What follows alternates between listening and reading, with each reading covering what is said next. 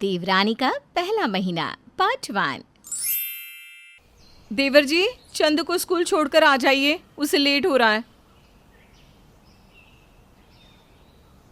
लगता है तुम्हारे चाचू को सुनाई नहीं दे रहा है। तुम एक काम करो, उनके कमरे में जाकर उन्हें उठा दो। Okay mummy. चंद स्कूल ड्रेस में बैग टांगे आनंद के कमरे में जाता है और कहता है, चाचू, मेरे प्यारे चाचू, जल्दी चलो, मुझे स्कूल के लिए लेट हो रहा है। बस बस हो गया, चल तुझे फटाक से छोड़ कर आता हूँ।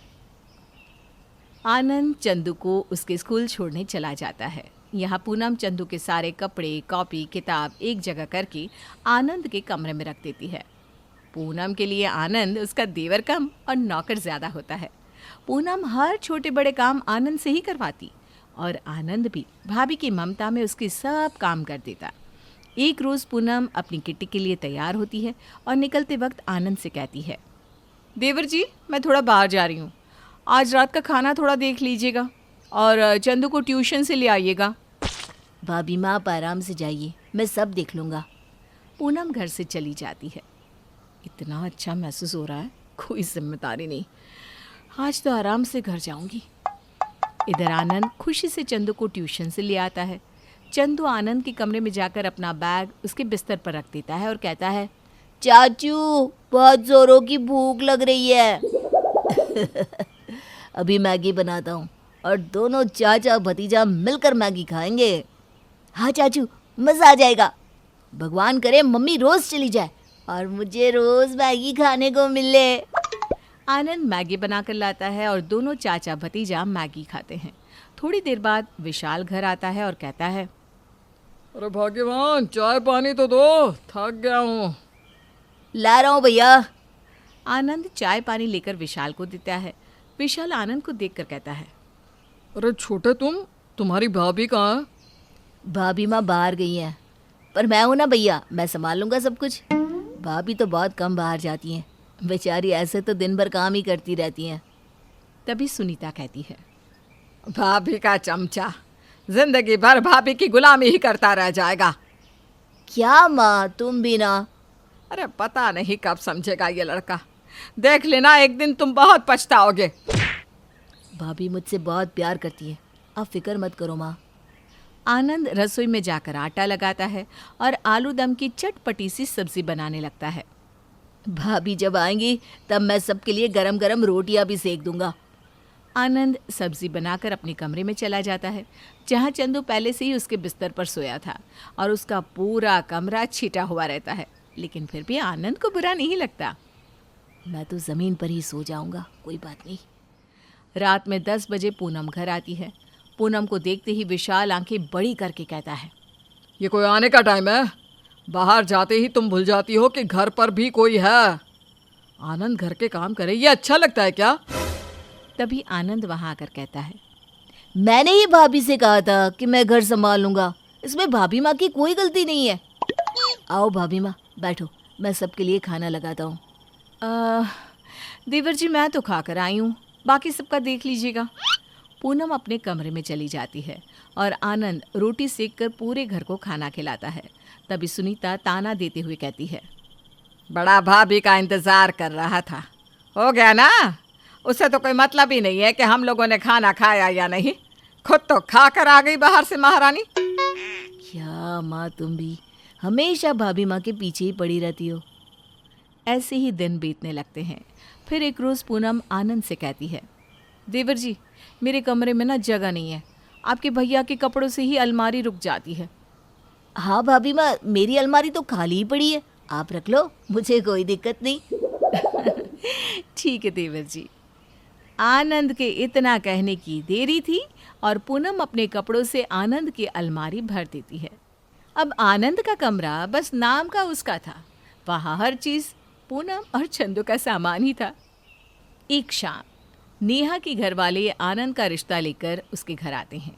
आइए आइए भाई साहब। मैं अपनी इकलौती बेटी का रिश्ता लेकर आया हूँ। मुझे आनंद बहुत पसंद है। अब आप लोग भी उसकी शादी का तो सोच ही रहे होंगे। जी अंकल, बिल्कुल, कोई अच्छी लड़की मिल जाए तो फ़ौरन उसकी शादी कर देंगे। ये मेरी नेहा की तस्वीर है, आप लोग घर आकर उससे मिल लीजिए। मेरी नेहा पसंद ना आए ऐसा नहीं हो सकता। ठीक है। मैं और माँ कल ही आकर नेहा से मिल लेते हैं। पूनम चाय नाश्ता लेकर आती है और रसोई में जाकर गुस्से में लाल पीली हुई कहती है, कहाँ से ये आदमी आ गया? देवर जी की शादी हो गई तो मेरा काम कौन करेगा? किसी तरह बस ये रिश्ता ना हो। अगले दिन विशाल और सुनीता नेहा को देखने उसके घर चले जाते हैं और नेहा उन लोगों को पसंद आ जाती है। नेहा बेटी तो बहुत सुंदर है, मुझे पसंद है जी। हमें ये रिश्ता मंजूर है। इस झाड़ी के सबसे पहले लगन में ही नेहा और आनंद की शादी कर देते हैं। नेकी और पूछ मैं तारीख निकलवा कर आप लोगों को बताता हूँ। इधर इस शादी से पूनम नाखुश रहती है और अपना दिमाग चलाती है कि कैसे ये शादी ना हो, लेकिन उसकी एक भी चाल काम नहीं आती। दिन यूं ही बीतने लगते हैं और नेहा और आनंद की शादी का दिन आ जाता है। शादी बड़े ही धूमधाम से होती है। नेहा बहू बनकर सुनीता के घर चली आती है। शादी की पहली रात आनंद नेहा से कहता है, नेहा, मेरी भाभी माँ बहुत अच्छी है, तुम्हें उनसे बनाकर चलना होगा। और चंदू मेरा भतीजा कम मेरे बेटे की तरह है, मैं उससे बहुत प्यार करता हूँ। आप फिक्र मत करो, अब से ये घर मेरा हुआ। मैं अपनी जिम्मेदारियों को बखूबी निभाऊंगी। अगले दिन सुबह होते ही चंदू रोज़ की तरह आनंद के कमरे में घुस जाता है और कहता है, चाचू, मुझे स्कूल के लिए देर हो रही है, जल्दी चलो। आनंद जल्दी से बेड से उठकर अपने कपड़े पहनता है और कहता है, बस चलो, हो गया मेरे छोटे सरकार। नेहा को बड़ा अजीब लगता है, फिर बच्चा समझकर वो कुछ नहीं कहती। वो नहा धोकर रसोई में घुस जाती है और खाने में लग जाती है। इधर पूनम ये सब देखकर सोचती है, मैं तो बेकार में ही चिंता कर रही थी। अब तो देवर जी के साथ साथ देवरानी भी मेरा काम करेगी। अब तो मुझे खाना बनाने से भी मुक्ति मिल जाएगी। नाश्ता बनाकर नेहा नाश्ता लगा देती है। सब खाना खाकर तारीफ के पुल बांध देते हैं। नेहा, खाना इतना स्वाद बना है।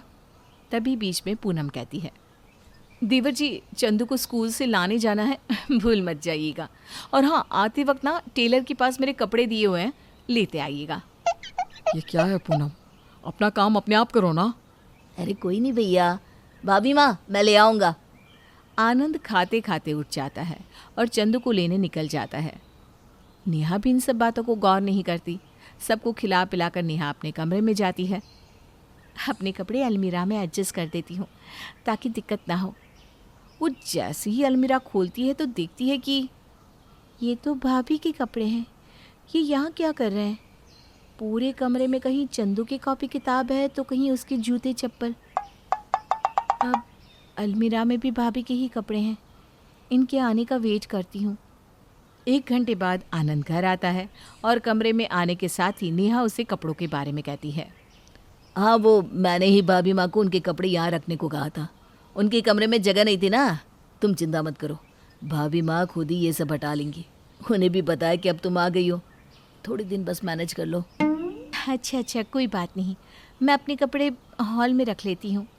थैंक यू नेहा, मैं भगवान का शुक्रगुजार हूँ कि मुझे तुम्हारे जैसी वाइफ मिली। जानेंगे हम कहानी के अगले भाग में।